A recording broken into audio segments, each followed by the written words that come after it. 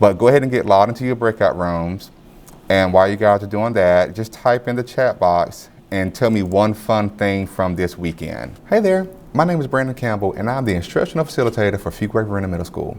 In this video, I want to show you guys my experience with flipping my classroom and then kind of show you how it benefits me to maximize my time with my kids both virtually and face-to-face. We know how hard everyone is working. Blended learning models can help teachers capitalize on what works well in all environments and make changes in areas that don't. All of the blended learning models shift the focus from the teacher to the learners. They foster engagement and help teachers provide structure to students and maximize their own time.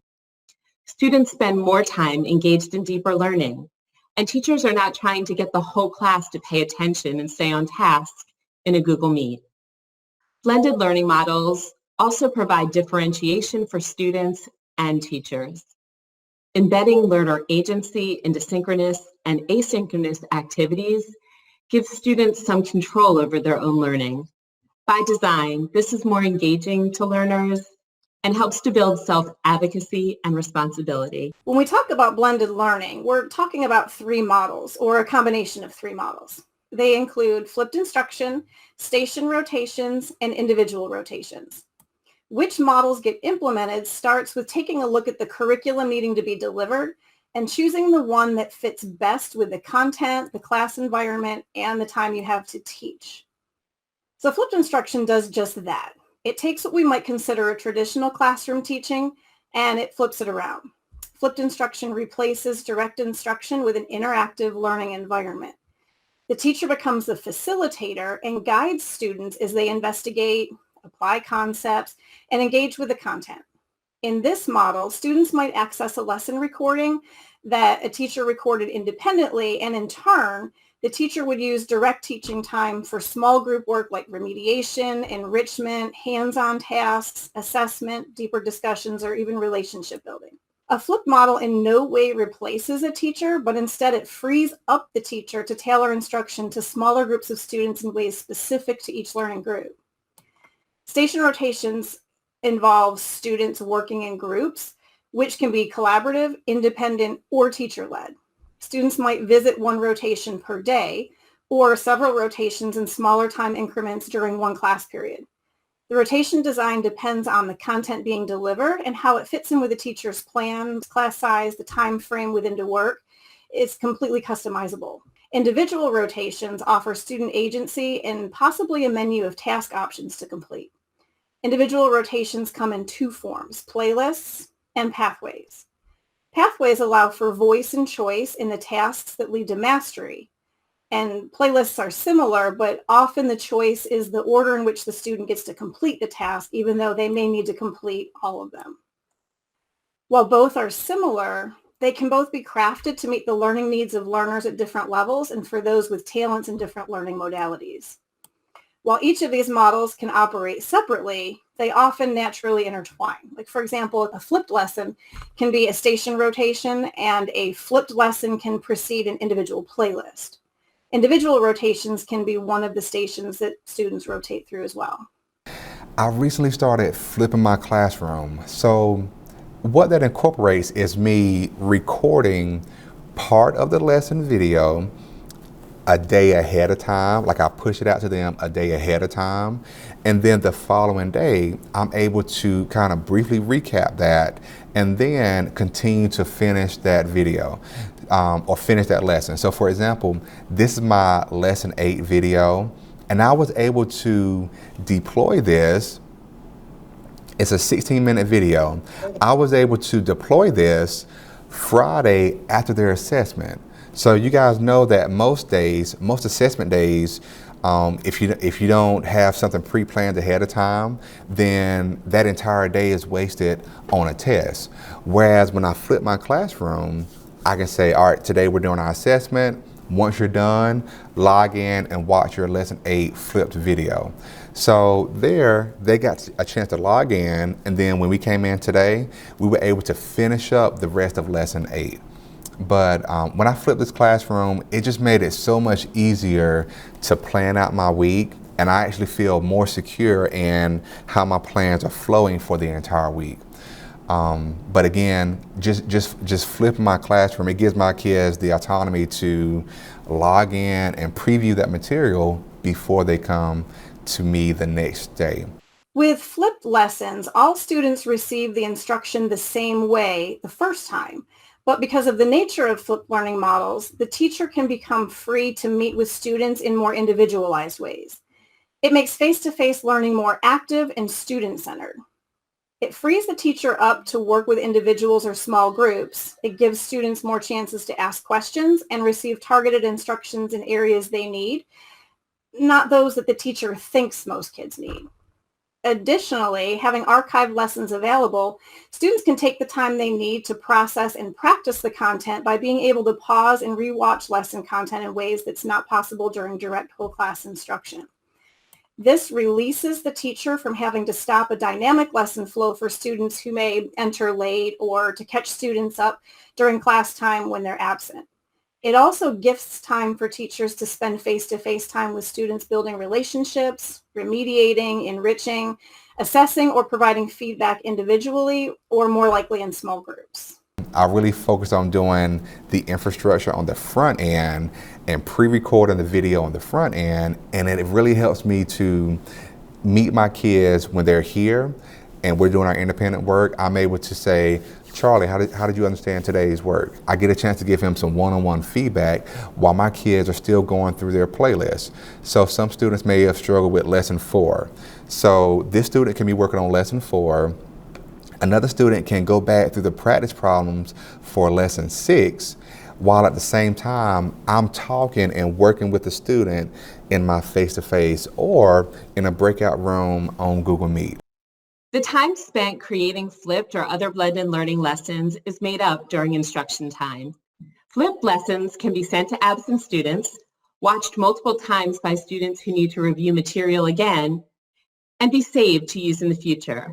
Students receive more feedback, are having their individual needs met, and can dig in and progress knowing they'll have support, even when the content is challenging.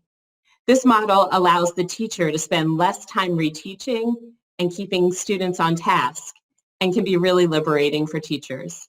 Teachers who use flipped learning express that they get more accomplished during the school day. This gives them the time they need to plan and prep future lessons. So as you can see here on my Google Classroom screen, under classwork, I have some breakout rooms set up. These breakout rooms are predefined. I already have the kids that I know I want to go to group 1. They are already in there. And what I did on the front end was I just set it up to where these 7 students were the only ones that can view this material.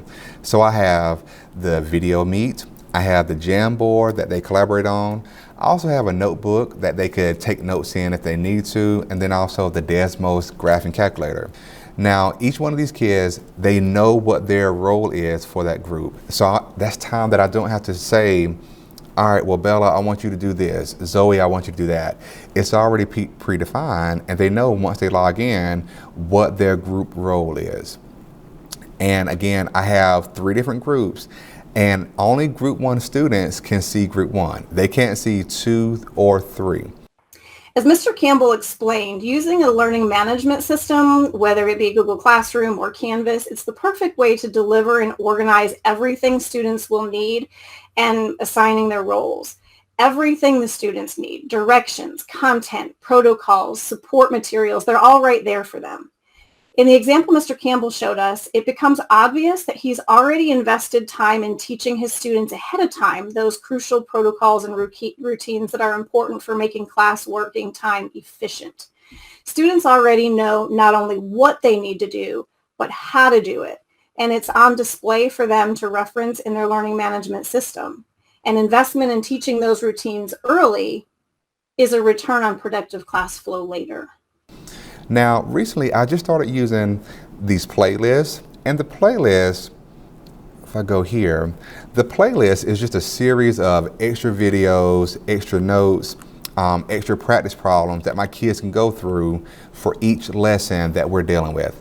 So what I started doing was, towards the end of class, And like, we have homework problems, but instead of me just giving them homework problems from the book, I give them some practice problems that they can get instant feedback from going through these notes. So for example, if I look at notes 1, nature of roots, this opens up to what we talked about in class today. Now, toward the bottom, and there's the discriminant, toward the bottom, you'll see that there's a ton of notes, but then here's some practice problems.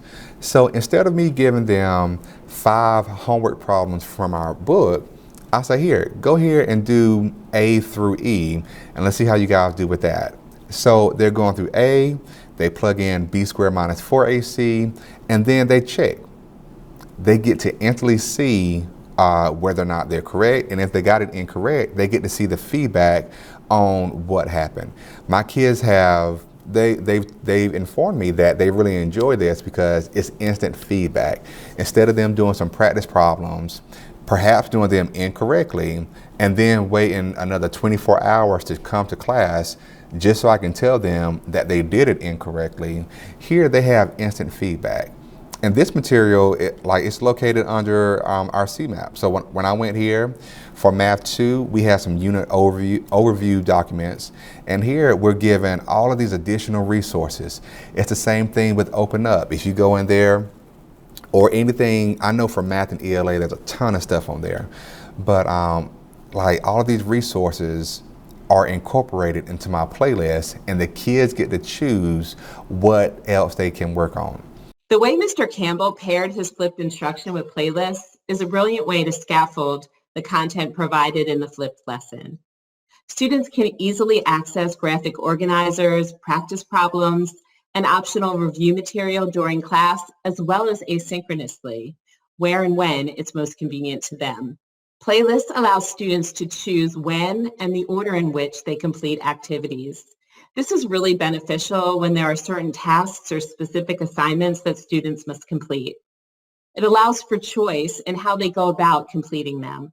Adding choice boards and other opportunities for learners to decide how they will engage with content or demonstrate what they learned allows for even more differentiation.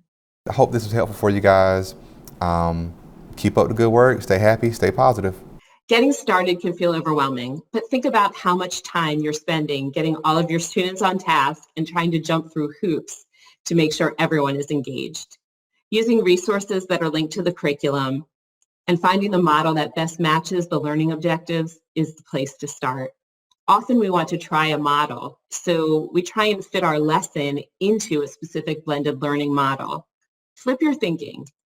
Consider what you want your students to do first, and then decide which blended learning model will best support those things. And start small. One model, one lesson, one day. Take risks. Try it. Know full well that it's not going to always work. It's definitely a process.